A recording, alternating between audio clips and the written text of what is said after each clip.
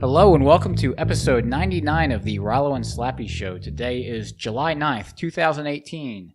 I am Rollo McFlugel, and with me is Slappy Jones 2, and we are both of McFlugel.com. The show notes page for this episode is McFlugel.com/99, where you will find links to the things we talk about and everything else, as well as ways to subscribe to us, follow us, check out our sponsor, LibertyMugs.com. And I don't know, we're kind of running into trouble, Slappy, because we're at 99. We're going to go back to 0. I don't think the computer can handle 3 digits for the show notes page, so I guess we stop. I guess this is the last episode we ever do. Y200, what was that? Y2K, yeah. Y200, whatever we're at. Y100. Yes, YC. E100. Y1C. So I don't know. We'll figure it out. Hopefully. All right, so why don't you introduce the podcast? This is our last guest, our last show. Yeah. We've threatened to end the podcast many times before, but this is definitely the most serious reason to do it. So, for sure. Why don't you introduce our episode topic and guest? Yeah. Thanks, Rollo. Thanks, everyone, for listening. Today we got a guest, Mike Tront, at Mike Tront on Twitter. He's a solid libertarian. We've been following him for years. I know a lot of people who are listening also follow him. He's got a couple thousand followers out there. Writes at wearelibertarians.com. And Mike was at the Libertarian Convention. Was it last week, 2 weeks ago, down in Louisiana? So we brought him on to talk about that. I've never been to one of these things. I don't even know what goes on there. So I thought this would be a cool conversation, especially with all the libertarian politics going on within the party. We could get an idea of what Mike saw and what his spin on everything is. And, Rollo and I are not members of the Libertarian Party. And maybe Mike will change our mind on that. So welcome to the show, Mike. Awesome introduction. And it would be an honor to be your last podcast. Yeah, we're going to burn it down after this. I told you this is my podcast cherry you guys are breaking, so it'd be an honor to just destroy the podcast. That's perfect. First and last. Yes. Actually, I got to apologize. This is a bait and switch. We're just going to call you a dirty status the whole time since you're involved in the Libertarian Party. Yeah, now that we got him here. Yeah. One thing I actually took away from the convention, somebody said instead of using status, to say state enthusiast. And I thought that was pretty nice. Yeah, so this actually, you're not the first state enthusiast we've had on the show. We did have who do we have? Erpelding, right? Matt Erpelding, yeah. Idaho? Yeah, Idaho Senate minority leader or something like that. He came on the show. He was a pretty big enthusiast. So anyway, Mike, tell us how you got to the Libertarian Convention. Not physically, but have you always been on? Dearborn, Michigan. No, well, I've been a libertarian probably my whole life. I mean, my earliest thoughts of libertarianism when I was 10, 11 years old, I was hearing about this guy, Kevorkian with the assisted suicide. Mm-hmm. And I thought, I mean, why is the government getting involved in this? I'm like a kid, Right, I remember that. I always had these thoughts about, like, I hear you learn in school about the draft where they can take you and make you fight. It doesn't make sense to me, The whole idea of putting people in jail for drugs, all this stuff never jived with me, but my family was never political. I never knew what a Republican or Democrat was. And then when I was maybe a junior in high school, I found Harry Brown running for president in the year 2000. So I've been a libertarian since then. And 6 months later, I just went all in. I was just, that was it. I was 100%, libertarian. And then I swore off government. I never voted. After I graduated, I just kind of left the whole scene. I went to work, worked 12-hour days, I was single. So, it wasn't until a couple of years ago when I settled down in my life and I moved to Indiana, started working less. I actually decided I'm going to get involved in this. I missed the whole Ron Paul revolution. Mm-hmm. I was just working. And so I joined the local party just to make some friends. And I still have never voted, by the way. So, you call me a state enthusiast. Once been registered to vote, but, Yeah, join the local party just to meet some friends, and I figured I would help steer the party in a more libertarian direction, more toward the Harry Brown style or the Ron Paul style libertarianism, and that's what I've been ever since. A couple years ago now. Great. So now we have Nick Sarwalk. Again. I mean, yeah.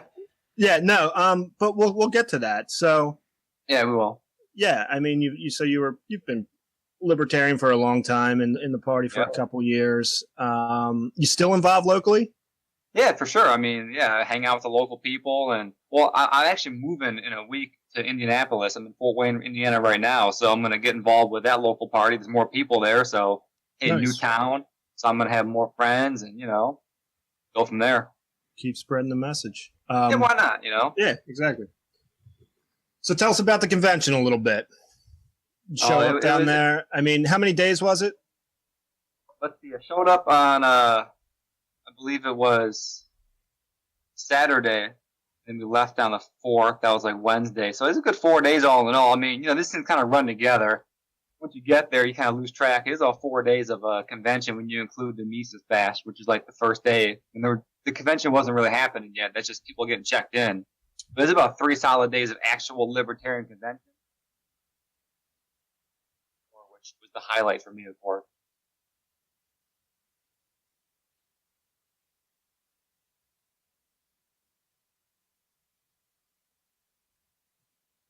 Oh, did I lose you?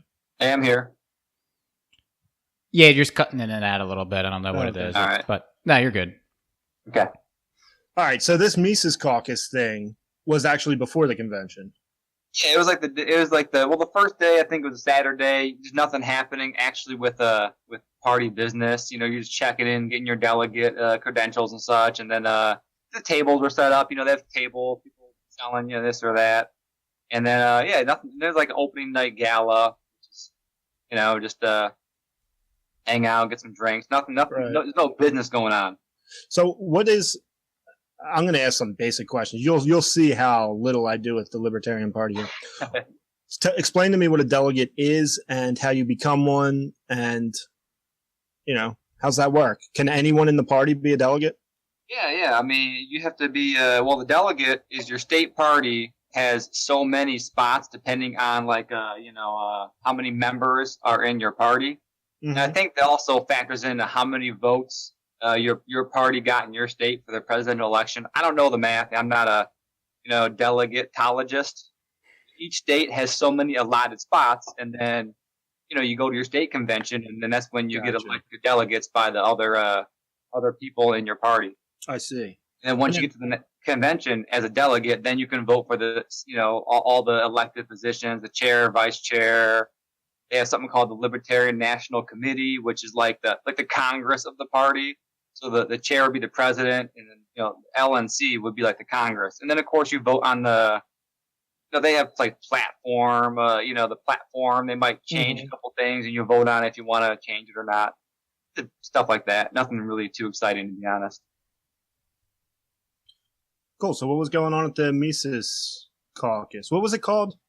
Yeah, the human action. Yeah, human action. Because so many great speakers. I mean, Tom Woods was there, Bob Murphy, Jeff Deist, Michael Bolden, Scott Horton, of course, was there. Larry Sharp. They had Eric July with his band Backwards was there. A couple cryptocurrency people were there. It was just awesome. It was an all-day event. I missed the first part of it, but I caught the best parts. And I mean, just mostly it was just people speaking about the direction of the party, and mostly it was involved on the Ron Paul revolution, and they were trying to explain why Ron Paul was so successful, what brought so many people to the revolution, and why the Libertarian Party needs to adopt those particular strategies, and mainly just being against the war and against the Fed. And it was just, I mean, it was unbelievable. I mean, Tom Woods gave a speech there that he put on his podcast feed. If you haven't heard it yet, I mean, it was tears. It was so powerful. Yeah, definitely check that out if you haven't already. I did hear that. It was good, and I know they did a Contra Krugman episode from that event. I missed that.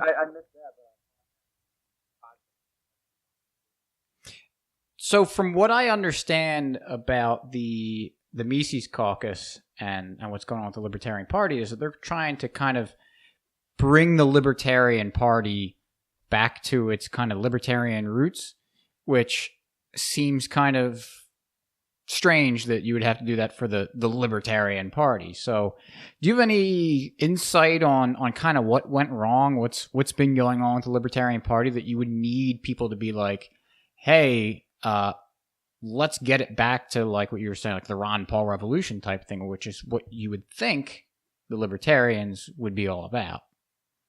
Yeah, well, this has been the classic battle in the party, I think, since the beginning, pretty much. And it basically is the pragmatic style of people versus the purist style. So, the pragmatists are like, well, hey, we just need kind of the wide funnel.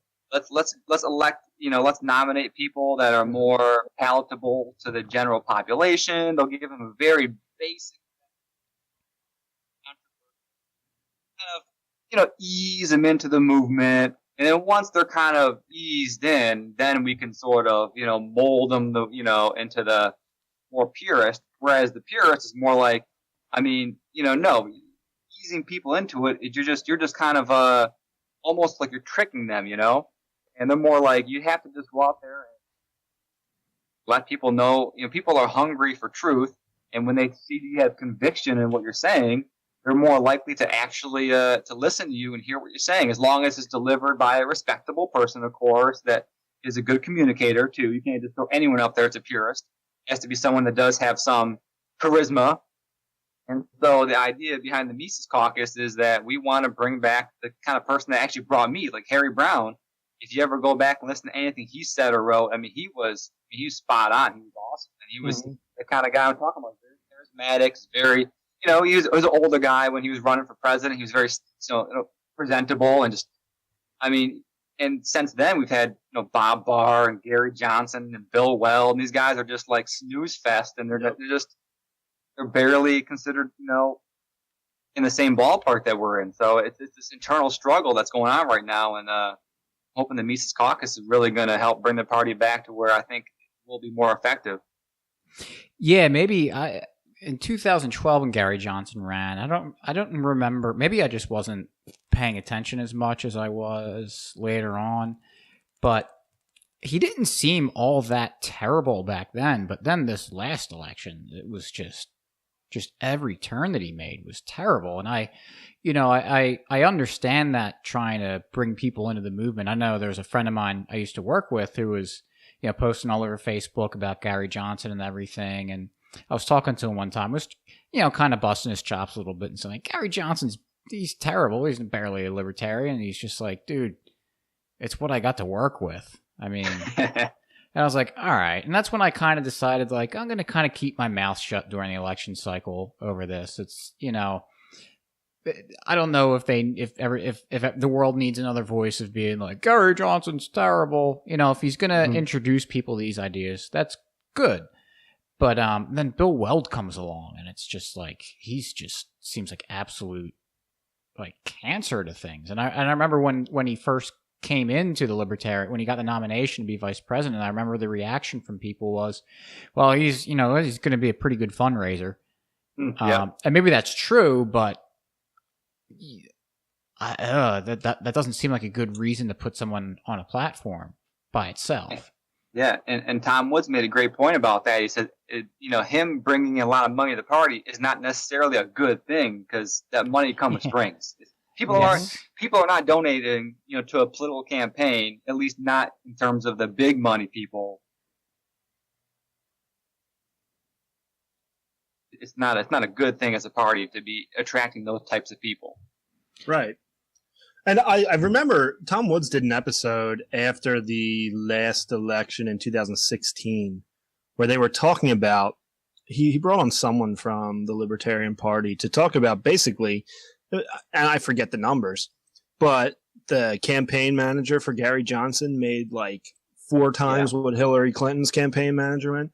And it was like, yeah, all you libertarians out there who supported this group, who thought you were doing something, who thought this was the year. We got Hillary Clinton, Donald Trump. This is the year for libertarians. Well, they just robbed you. and they didn't care. They threw Gary Johnson out there. He did nothing. And now, of course, Nick Sarwark, whatever his name is, he'll come on and say how the party's growing and he's bringing people in. And maybe that's true. I have still not talked to anyone who's like, yeah, I'm a Gary Johnson. He got me in the movement. I'm not saying they don't exist. I just don't really see them. And they stole all your money and did nothing with it. So, I mean, maybe they would disagree with me there, but that's kind of how I feel about it. And so I've always been always been turned off by the party anyway, but hearing that just kind of made me sick. It's like, we kind of think we're in this club here and we're all together and we're working for this cause, but then you hear stuff like that and it kind of rubs you the wrong way. Yeah, that was Judd Weiss, I think you were on the show. Yep, he was the running vice president, running mate to McAfee. And in Gary Johnson's defense, he reached some people, and there were a few people that were brought in that ended up becoming really good libertarians, and Larry Sharp being one of them. He does talk about 2012, I think it was. He heard Gary Johnson speak. He was just a classic politically homeless kind of guy who didn't really fit in the other two parties. He heard him speak, and Gary Johnson, I don't think he has some. I've heard him do some podcasts. He was on Rogan one time leading up to 2016. I think he did pretty good. He was on Adam Carolla podcast. I think he did all right. In certain circumstances, he can be all right, but he's the kind of guy. Once you shine the light on him, like what happened in 2016, he fell apart. In 2012, no one shined a light on him, so it's kind of like he got the talk. Questioned him. No one really challenged him, so he never really had to defend the ideology. So he was fine, but he's not. I think. I forgot who keeps calling him. I think it might be Tom Woods. He just says Dave Smith always calls him an intellectual lightweight, and that's the problem. Is that the more press he got, the worse it was for us because he did not have the knowledge to really defend our positions. Then you started hearing him say things like, I want to legalize marijuana, but not the other drugs. No, I don't want to do that.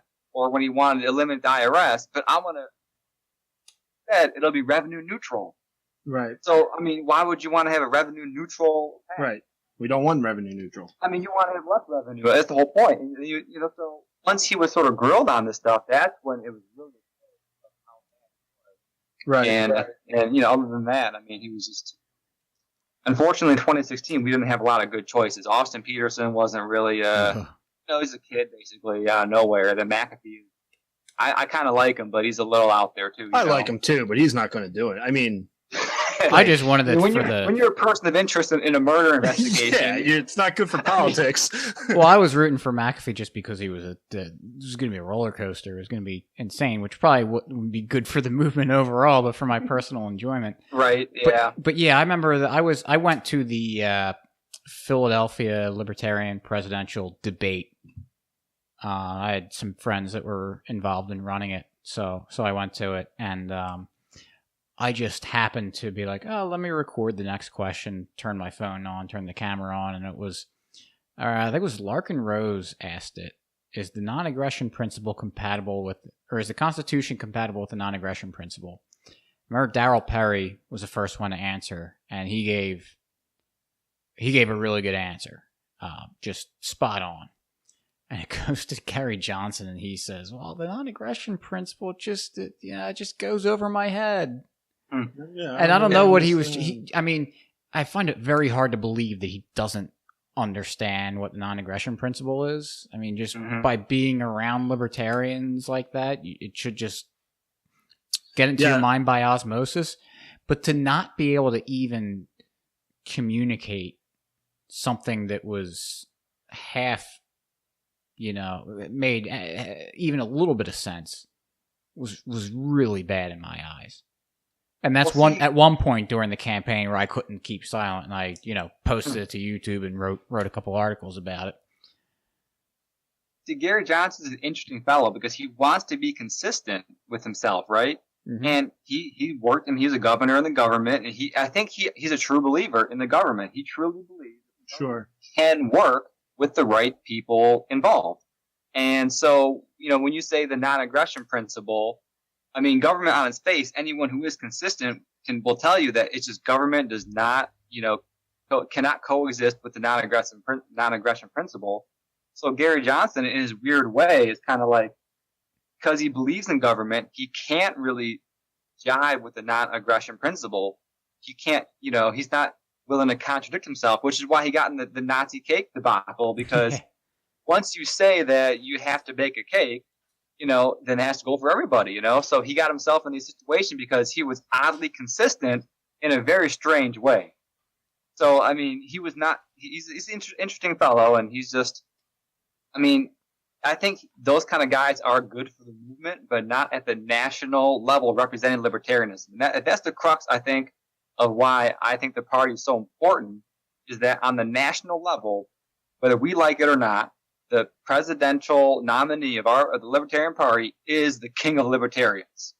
And to the average person, when they hear that person in front of, talking or in a debate or anything, they view that as this is what all libertarians believe. This is what libertarianism is about. And that's why I'm in the party, because I want to make sure that person that's representing all of us, like it or not, I want that person to be someone that's inspiring, someone that will bring people in, and someone that will actually carry the important parts of the message. Because, I know we're not going to win. And that's the rift in the party. When I talk to people who are more pragmatic, because in Indiana, where I'm at, it's actually a very active state party, but it's a very pragmatic state party. Like most of the people in the party are older.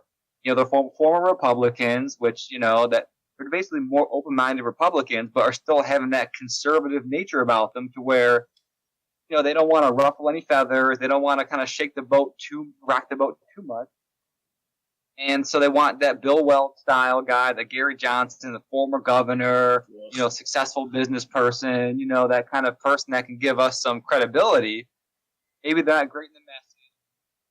It's just more important in the message. And I'm the opposite. I'm trying to talk to these people like, look, we're not going to win. They're like, well, no, look, we might, if we get the right guy and if this and that. But no, we're not going to win. Even if Ron Paul got elected, they wouldn't let him get to office. Come on. Yeah. They just, maybe because when you get a certain age and you just kind of want to like, well, I'll take what I can get, I'm looking at this like 100 years from now, I'm laying the groundwork for a long term. Yeah, it's a long game for sure. Yeah, it's a long game. And look, I'd much rather, get, a few 100,000 people affected by our nominee that's going to truly believe in this philosophy, like the Ron Paul revolution, and just completely immerse themselves in it and become just totally anti-state, rather than get 5 million votes or 10 million votes of just people that are like, yeah, I'm a centrist, I'm not I'm an independent, yeah, I like some things here, okay, I can go along with the marijuana thing, and yeah, maybe I could go along with foreign wars. Yeah, we could, maybe the Iraq war is a mistake. How is that? Yeah, we'll us, so because that's not going to get us anywhere. We're building a castle on sand. It's going to collapse. Right. We're not. So that's why I'm in the party. That's why I think, even though I'm a non-voter and I'm never going to vote, I'm going to try to steer this party toward getting that more Ron Paul, Harry Brown style leader that will actually inspire people. Yeah, and that's what with this last election, it was, I forget how many millions, a couple million votes they got for Gary Johnson, but it was one of those things where it's like, well, how many of those people, of the people that voted for him, that weren't already libertarians, were gonna turn around and be like, you know what, Gary Johnson really inspired me to start reading some of this stuff. Yeah, I think very, very small amount. I'm sure there were some, but not like a Ron Paul type person that makes you, the stuff you hear, it's planting seeds, and that's why I'd much rather prefer to have someone like you on to talk about this, as opposed to, I've heard a lot of some commentary about the convention and the Take Human Action bash, and nothing against them, but when it's someone running for office, like I also kind of want to hear what they have to say, but at the same time, it's well, we can get elected, we can win this election, blah blah blah, and it's like, all right, I guess you kind of got to say that, but I'd rather I'd rather hear that real talk of, we're in this for the long haul. Let's be realistic. no one knows or cares about libertarianism, but we need to start spreading the message out. And that's what we were talking about beforehand is, although I'm not, or maybe did I say this on air or whatever? I'll say it again if I did. But, I'm not really into the political side. I'm not really interested in the Libertarian Party, but I don't know what the best way to spread the message is. I have what I think I'm good at or better served at doing it. And I want other people that if they think they have another better way of doing it that suits their talents and their desires, then go for it. I'm not about trying to just take one approach, and if it happens to be the right way, hey, that's great. If not, then we're really screwed. So, it's a division of labor. I mean, this is everyone has their strengths and weaknesses. Everyone has their likes and dislikes, and that's gonna whatever we like to do, that's gonna help the movement out. Do it, Like I don't vote, but I don't care if someone votes or not. I don't care if someone votes for Austin Peterson left to go to the Republican Party. Great, that's fine. Heck, if he becomes senator, that's great. Yeah, he's not perfect, but I'm not gonna bash him because he left because he got elected to the wrong party. I mean, if he's in there, at least he may not be able to affect policy. Ron Paul never affected policy, but look what he was able to affect people's lives. So I'm not gonna bash anyone for what they do. But yeah, I think honestly though, we really need to be realistic about what politics can do for the movement, which is we're not gonna win. We're not going to have a libertarian world by electing politicians. We just have to use. The whole idea of an election is just to make us feel better about in charge of us taking our money. So why not use that against them? Why not use their process? And even though they're going to shut us down, they're going to keep us out of debates. They're going to try to get rid of ballot access, and whatever little bit of press that we can kind of wedge into the to the media, let's use it, and let's use it to talk against the Federal Reserve and against the war. I mean, Ron Paul got like college kids monetary policy. I mean, come on. Yeah. I mean that is unbelievable. But and then look what happened after that. When they had the Wall Street, what was that called again? The 99%. Occupy Wall Street. I mean, even though that wasn't a libertarian, that's still of people that know something's not right. Yep, not right. And if we get a guy in there in 2020 that is able to articulate what is not right, especially if we're due for another recession at some point, that's just the life of having a Federal Reserve cycle. The first recession, I think, really laid the groundwork for Ron Paul because he'd been talking about it beforehand, and now it happened just as he's rising to this national stage. So I would hate to have it happen again. And then Bill Weld is our guy, and he's talking about we need the Fed now, or something like that, as opposed to a guy that can say, look, this is the problem. It caused the problem in 08. Now the problem's worse. We have to, stop the bleeding and cut our losses and realize that, this is going to be our life unless we make a change. Again, that's why I'm in the party, because I really want to do what I can to steer this boat to where we can have somebody out there that's willing to say these things. So that's encouraging for sure. And it's good to hear the Mises human action thing went well. It was a good turnout. A lot of people fired up. But then what I heard, and I don't know what's true and what's not, but Nick Sarwark was reelected as, I guess, the party chair. Is that what his the title is? Party chairman. Yeah, that's basically like imagine the president of the Libertarian Party. Yeah. Right. So he's got to have some effect on the direction of the party and what they do and where they put their resources and all that. And I would say he's not a Misesian. Is that accurate? Yeah, he I wouldn't say so. And he's not a bad libertarian. Like let's no, that's about him. Like great on so many things. And sure. Reelected is as much as I love Josh Smith and I hung out with him and talked to him, he's a great guy and he's going to be a really good force in this party because he got elected to LNC, the Libertarian National Committee, as at-large member.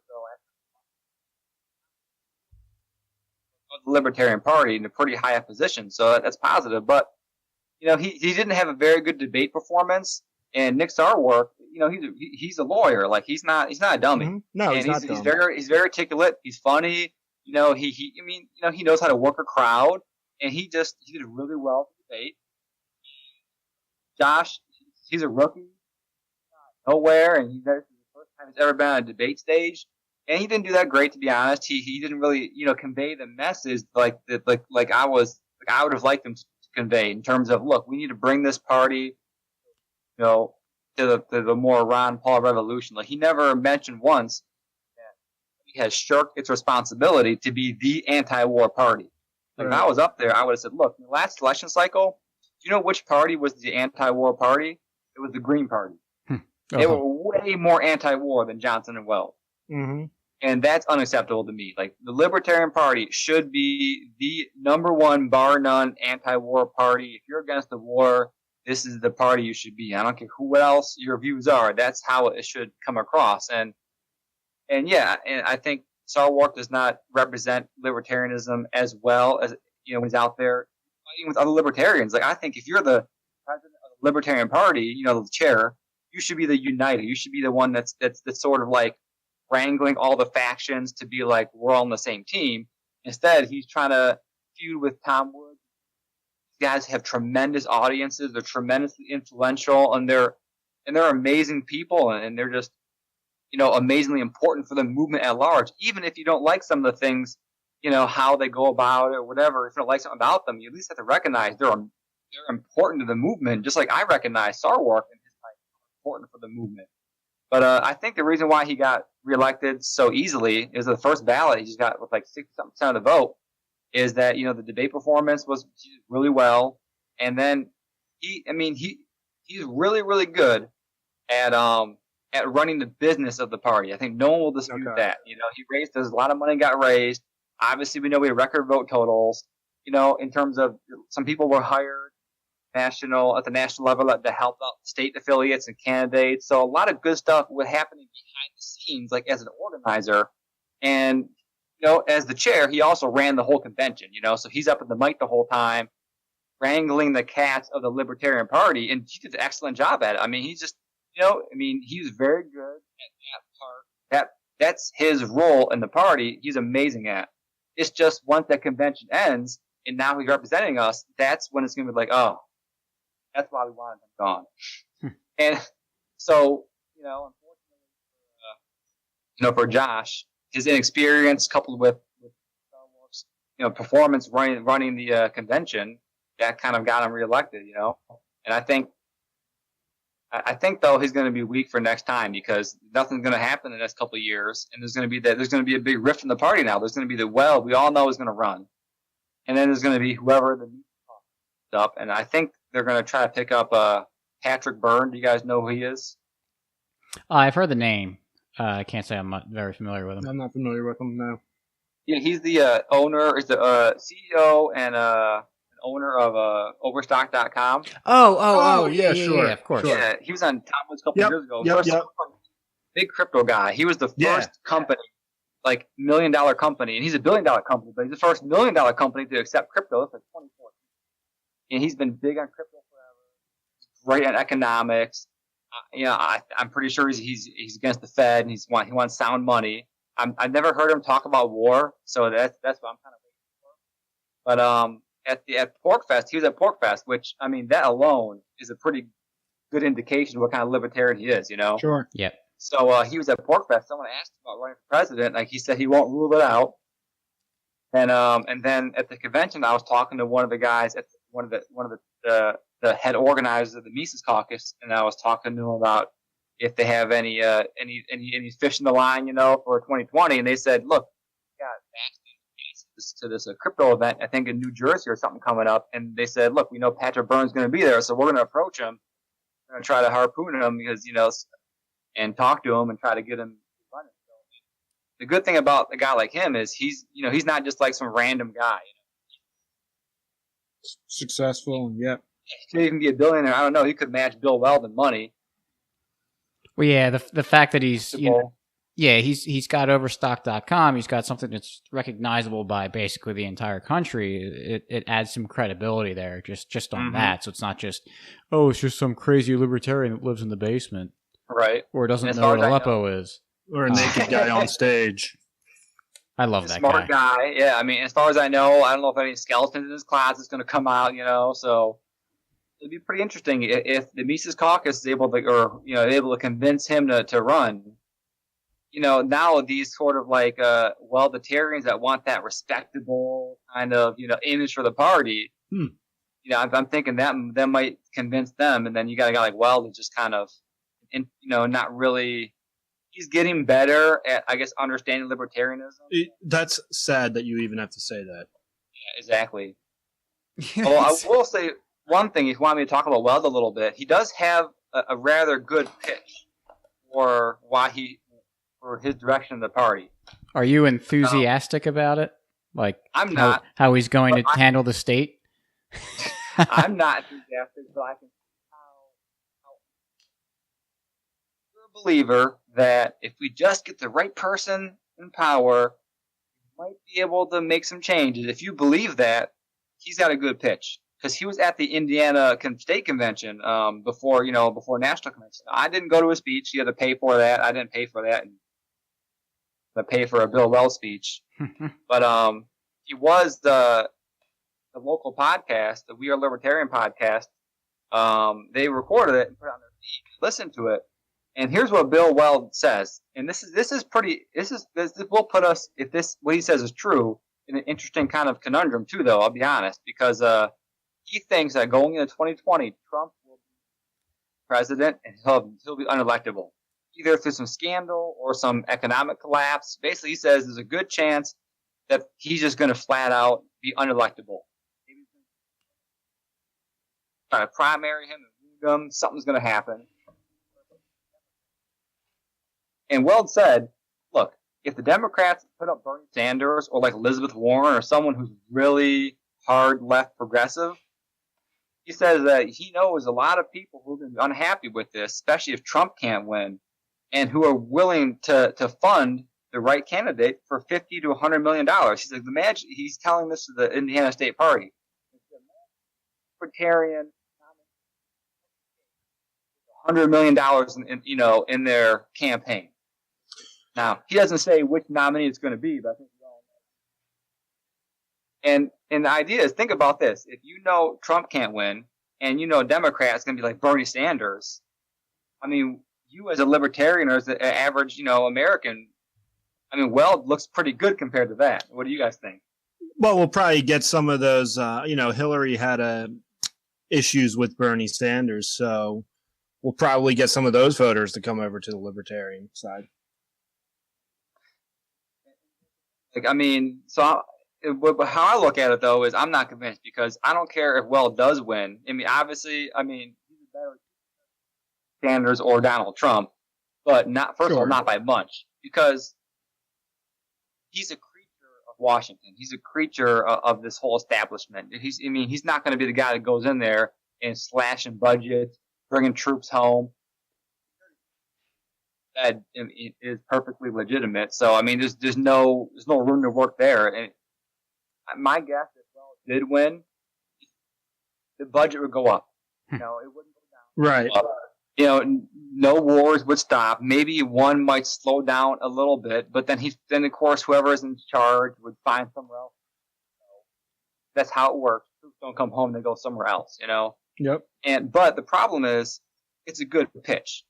Because if you're a libertarian and you're like, we have a chance to actually win, we have a chance to do this, that's going to be hard for people to say no to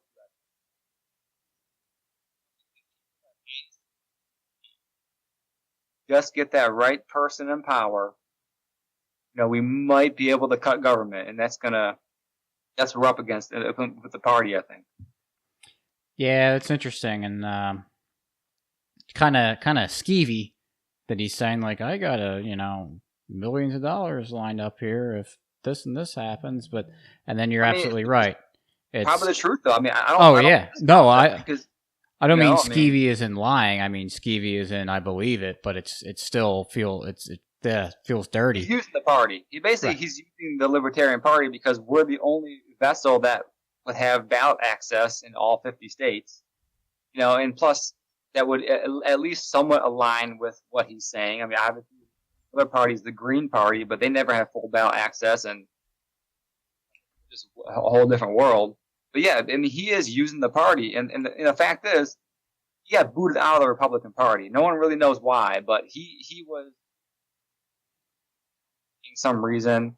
That's why in 2006 there was a big controversy in New York. He tried to run for governor as a Republican, and he went to the the New York Libertarian Party and said, because they can run fusion tickets in New York, so you can be on more than one party ballot.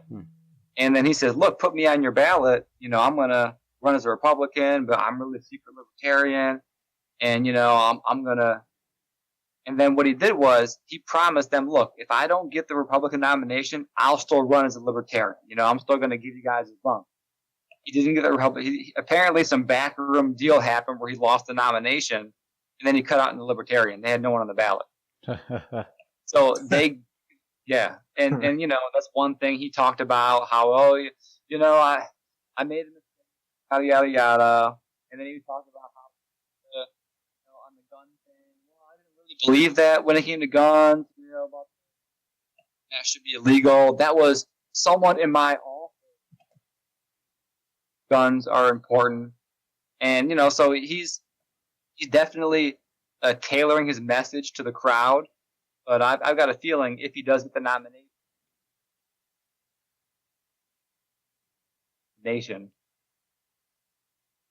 Yeah.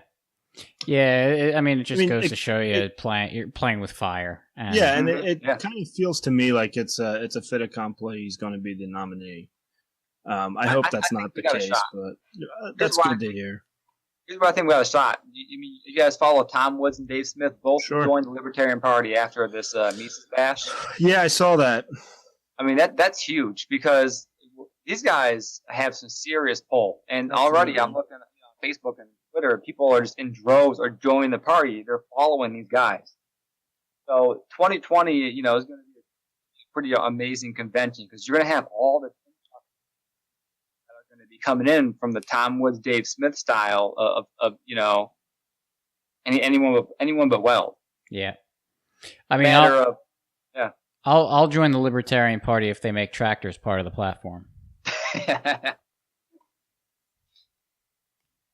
Yeah, we could bring. I was waiting to you. It was coming. I mean, thank you for not trying to throw it in there for me like Slappy did recently, and ruined it right when I was about ready to pounce. Oh, but can I tell you the convention for me? Sure. When I met Scott Horton, at the Mises bash, I shook his hand and said, "Hey, Scott, my name is Mike Tront." He's like, "Hey, Mike Tront." That's awesome. I'm on Twitter. I'm me. I'm not. I mean. He was more excited to meet me than I was to meet him. He's like, yeah, what are you doing? So that was Scott Horton was excited to meet me. Very cool. That's awesome. He really seems like a genuinely awesome dude. Man, he needs to be. Hey, I talked to Tom Woods at the hotel. I caught up with Tom Woods. I said, "Hey, Tom, that speech you gave, I almost cried. I'm not one to cry either." He's like, "Man, thanks. I appreciate that." And then I mentioned Scott Horton.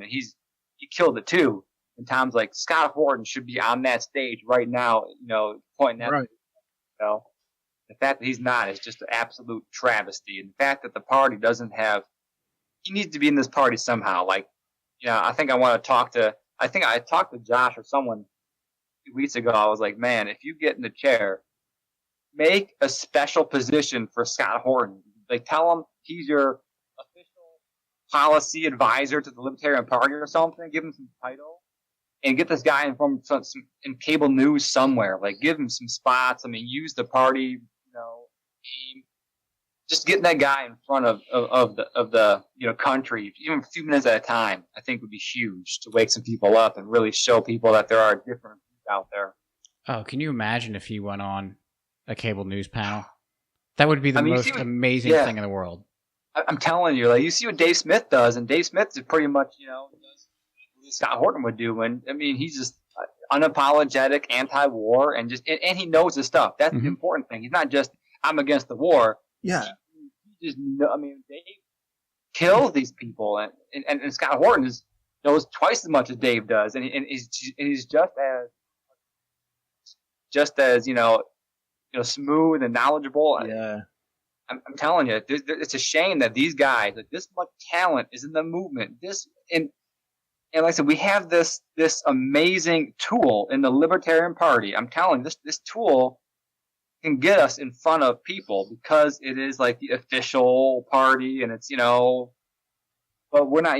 It's so underutilized in terms of larger movement because the people who are kind of in charge are a little more conservative. They don't want to rock the boat, and they don't want to turn people off. So they're just and it's a long run game. And I don't know how you can't be convinced when you see what Ron Paul did when he actually finally got some attention, and the amount of people he woke up, and just the quality of people that he woke up, and the quality of activism that people are involved in the movement. And how would you not want that in your party, just charging forward at this beast of a government we're up against? I can't imagine it. So tell me this. If people listening, or myself, were considering joining the Libertarian Party, what's the point? I mean, tractors. But when I say that, like, they pick their candidate at the convention. I have 3 young kids. I'm not going to go to Texas for a couple days for the convention. Yeah. I mean, it's just not going to happen. All right. Why should I? I mean, I'm not going to vote. I'm not going to go there. What would be the advantage, or why should I? Or should I? Or would you just say, well, then you're not the kind of guy I'm looking for? I mean, I guess it'd be nice to go to the local things and talk about ideas and maybe try to convince people. But how can you influence the party if you're not going to the convention? Is that a stupid question? No, it's a great question because most of us are not going to Austin, Texas. Like you said, you got kids, you got a family, you got a job. I'm similar. I was very fortunate to be able to go to New Orleans and be able to make it to Austin. I don't see why not. I'll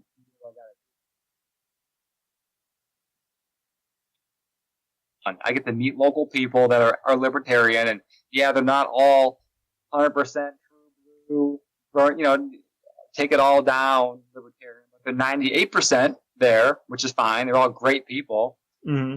And, me and a buddy, the guy, my first meeting I went to, I met a guy who's big into crypto, and he doesn't really go to meetings too much, but that was one he went to, and we started talking, and we started a local beer night once a month here in Fort Wayne, where we just hang out and drink beer. People show up, and just drink beer and hang out. So that's the main reason I'm in it. But as far as if you can make it to the state convention, depending on what state you're in, you can have an effect, because at the state convention you elect delegates to the national convention, and some states don't have they have more spots than people that want to go. Some states, like Indiana, where I'm at, we had 29 spots and like 45 people wanting to go. I was barely lucky enough to get in there in the bottom, because I'm not too well known in the party yet, but I got some stuff. So I was barely able to become a delegate. So imagine, 2020, I think every state is going to be loaded up with people that want to go to this convention because it's going to be so contentious. So even if you can just go to the state convention and vote in the delegates that are going to be like the Mises guys. Because right now what's starting to happen as this Mises caucus is actually, it's kicking up the high gear right now. Like there's more activity now than there ever was, thanks to Tom Woods and Dave Smith. So now we're getting state chapters. So hey, find the local state guys, find out who's in the party, go to the state convention and elect them. Go out there for you and represent us well. But I would say just to hang out with local libertarians. I mean, what more do you need? Everything else is just a bonus if you ask me. Fair enough. Yep. So I don't know. I think that about wraps up what I had here. I don't know if anyone else had anything they wanted before we go into our free market success story of the week. Yeah. No. Any last words, Mike? I got no last words. I think we summed up everything pretty awesome. But I would say one thing too. I want to kind of correct something about the party. Everyone's talking about that Libertarian Party is overrun by Democrats and social justice warriors, and that's not the case.